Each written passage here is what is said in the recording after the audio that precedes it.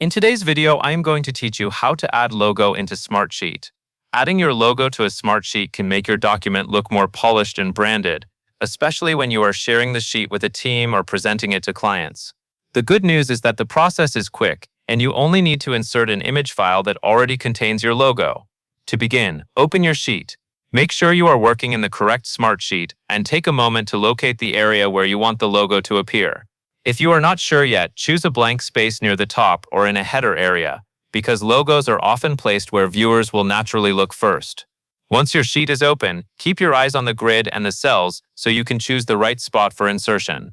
Next, right-click a cell in the location where you want the logo.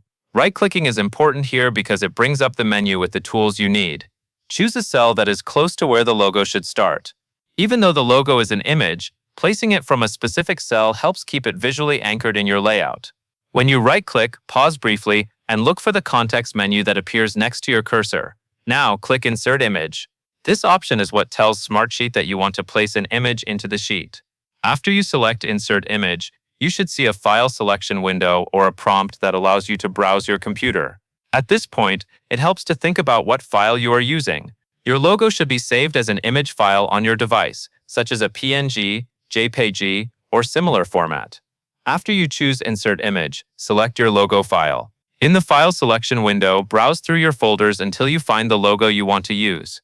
Take a moment to confirm that the correct file is highlighted or selected. If you have multiple versions of your logo, such as different sizes or color variations, make sure you are choosing the one you want to display.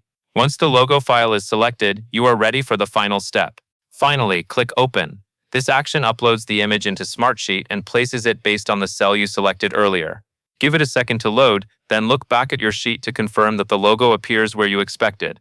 If you see it, you have successfully added your logo. If it appears slightly off, that is usually related to the placement within the grid, but the core task is complete because the logo has been inserted. That covers everything you need to know, and that is all there is to it.